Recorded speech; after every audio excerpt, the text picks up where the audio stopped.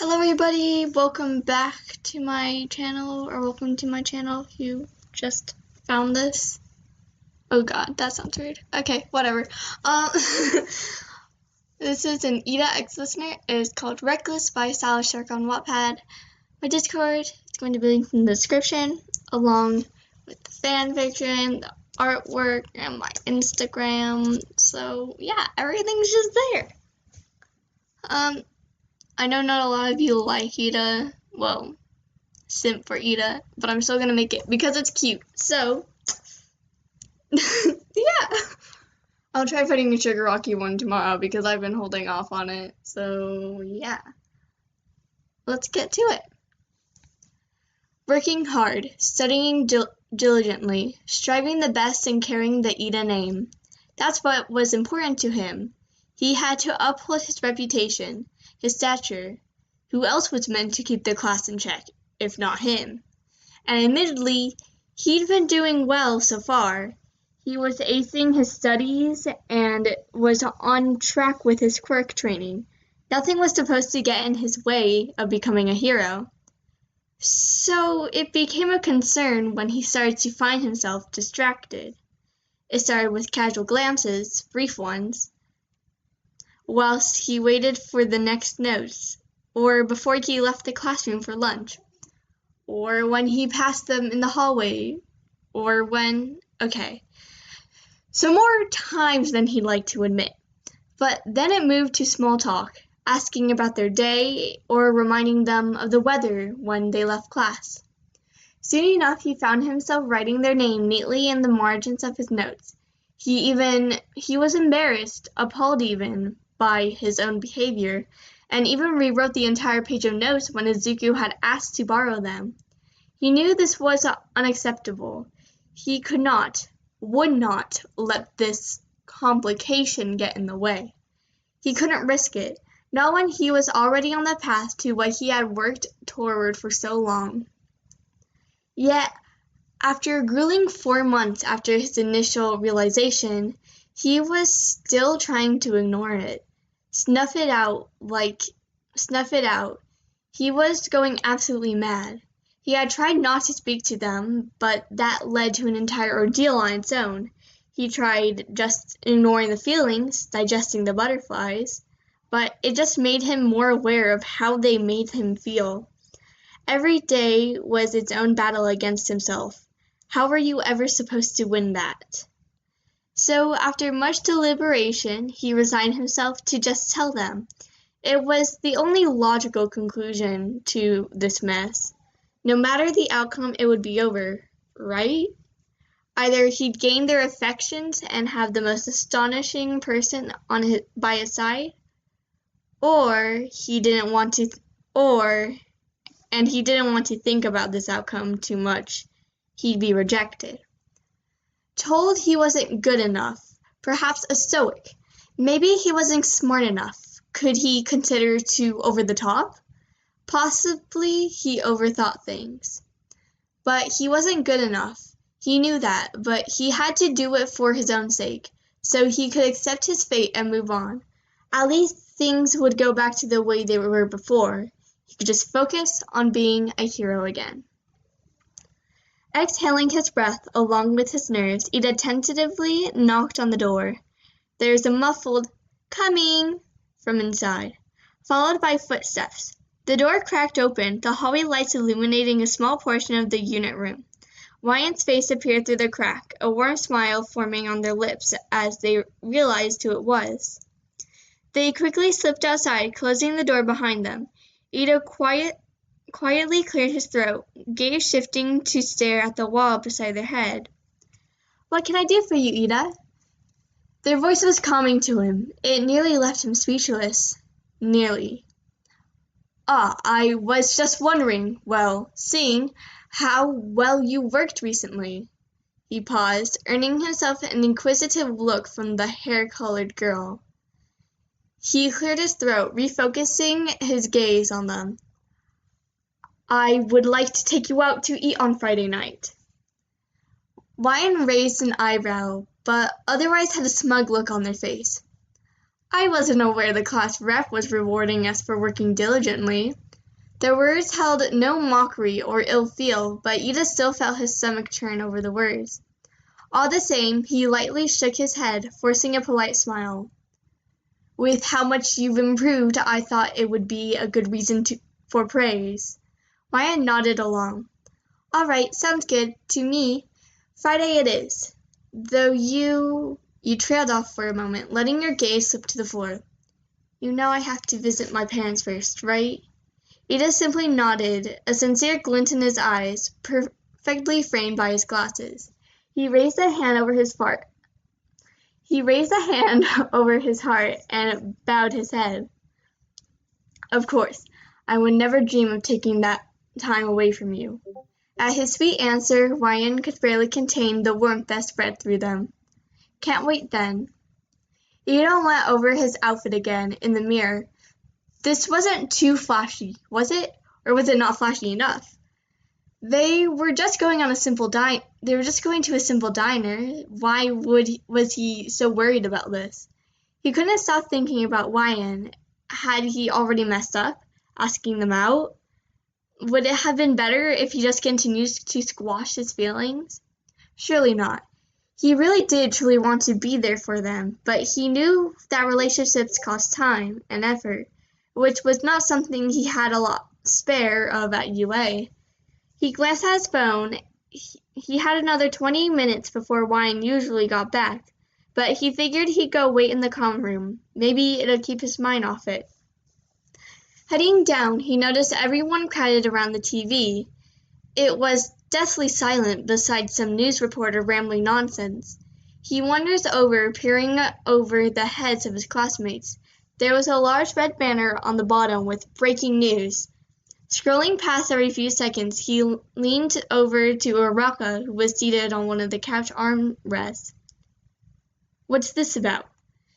She jumped, gaze shooting to him as she let out a yelp. A few others turned to look at them, looking overly alarmed to see Iida standing there, but they said nothing. Well, we were watching some TV when some news came on, she trailed off. There was a villain attack on a store near here. It usually wouldn't be a big deal, but we heard Aizawa got called out for it, so we're just, watching to see what's the problem. Uraka stiffly turned back to the others, returning their gazes. Iida turned his attention back to the screen at just the perfect time. A young person near the scene sprung into action at the beginning of the villain's attack, bravely intercepting one of the villain's acid attacks and using her quirk to save those nearby, nearly at the cost of her life. Further inquiry is needed, but the girl has reported to be one of the infamous students of 1A attending UA. The class watched in silence as their classmate and friend flashed up on the screen, mostly hidden behind a very angry-looking Aizawa. The silence became deafening. Everyone was too afraid to breathe. They acted quickly, managing to save a small family who otherwise may have been lost. Well, they look all right. I'm sure they're fine, Deku muttered anxiously, rubbing the nape of his neck.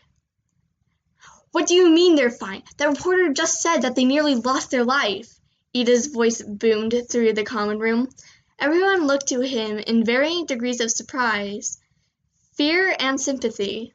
He blinked rapidly, exhaling a deep breath before averting his gaze. No one knew what to say. Uraka reached out, gently patting his arm. Deku scooted closer, stumbling over his words as he tried to reassure his friend. Look! Mina pointed at the screen, and everyone's focus fell back to it. It said they left the premises a while ago for safety reasons. If Aizawa is there, then they'll probably come back here, right? The group nodded. Unless they have to go in for questioning. They did use their quirk without permission and get involved in a villain attack.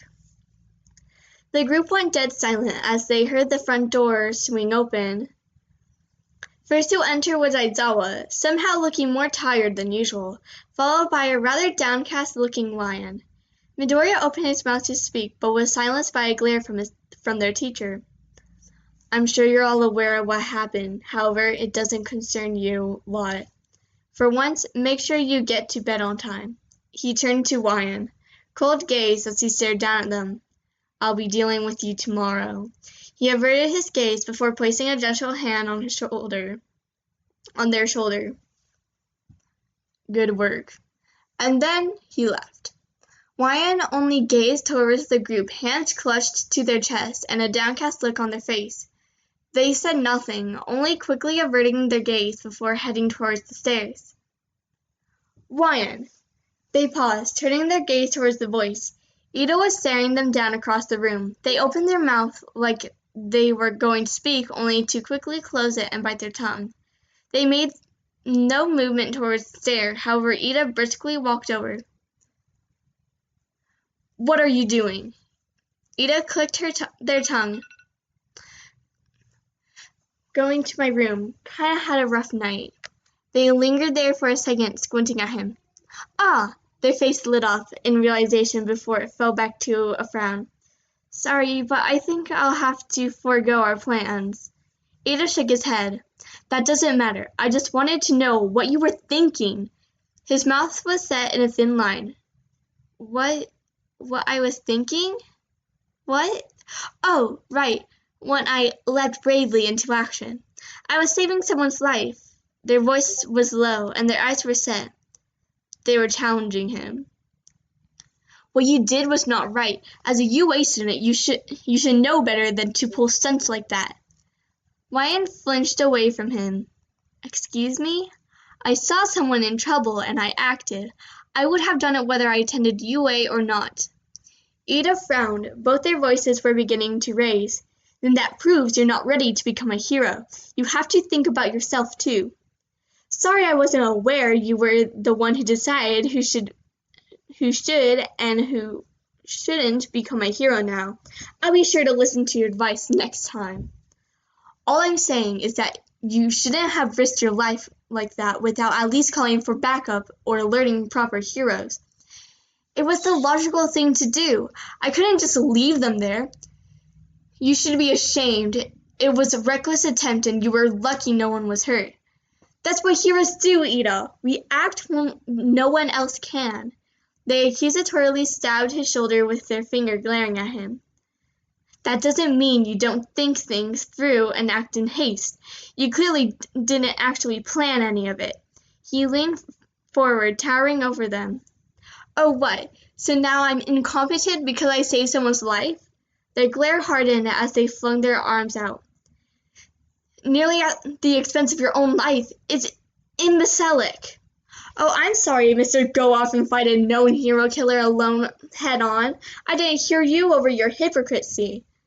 "That was a mistake. At least I understand that. You know that situation could have gone wrong and have ended up the same as it with your family, correct?" "You leave them out of this." They glared daggers at him, words dripping with malice. "Tell me I'm wrong. You shouldn't have taken that risk." "I can't believe this. You're so invested in scolding me for one stupid mistake. Maybe I shouldn't have done it. But I did. I risked my life for another because I couldn't bear to watch another family get torn apart by grief as mine did. Is that it? Are you happy now?" "No, of course not." "What else do you want then? Why do you even care?" "Because I'm worried." "So is everyone else, but I don't see them interrogating me. I've already been chewed off by Aizawa too." "Everyone else understands. Something had to be done. Why is this so important to you?" "Because I was scared I might lose you. Scared I'd hear the news. The love of my life had died." The room went silent. Iida closed his eyes for a moment, hauling a deep breath before facing his words. Ryan stood, body shaking as they hauled breaths. They blinked rapidly, emotion swelling behind their eyes. After a moment longer, they finally dropped their arms to their side, lowering their head in defeat. "And to think I believed that the love of my life would support me. That you would understand better than anyone else why I had to do it. Oh, how wrong I was." They summoned as much hatred as they could, staring Iida down without falter, and then they laughed. They spun on their heel, nearly sprinting out of the common room into the night. The few classmates had been silent, unable and unwilling to butt into their argument. Uraraka attentively inched closer, leaning sideways to try and catch Iida's gaze. He didn't even notice her.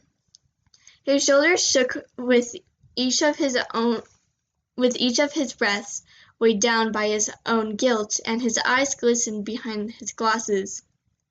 "Iida?" Uraraka began to speak, voice nothing more than a whisper. But she was cut off. "I know, I know." He held a deep breath, straightening his back as he set his gaze on the exit. To hell with his reputation, his studies, his work. He only needed to make sure they were okay. He didn't even need his quirk to catch up with Lion. They'd collapsed on one of the benches, sobs and cries muffled by their hands as they vainly attempted to stop. He could hear them muttering to themselves, vile comments on their idiocy. He felt his heart splinter, an ocean's worth of regret slamming over him as he realized he had done this. He was the cause of their suffering, their tears and their cries. Iida staggered towards them, subconsciously reaching out upon his movement. Ryan's gaze snapped to him. For a moment, all he could see was hatred and anguish, and then it slipped away. Scrambling to their feet, they closed the gap between them. He barely had time to react before they'd collapsed into him, smushing their faces into his shirt to hide their face, balling the fabric in their fists. Iida instinctively wrapped his arms around them. He'd make up for what he'd done, even if it cost him everything else. So that was the Iida listener. Started tearing up. It's okay.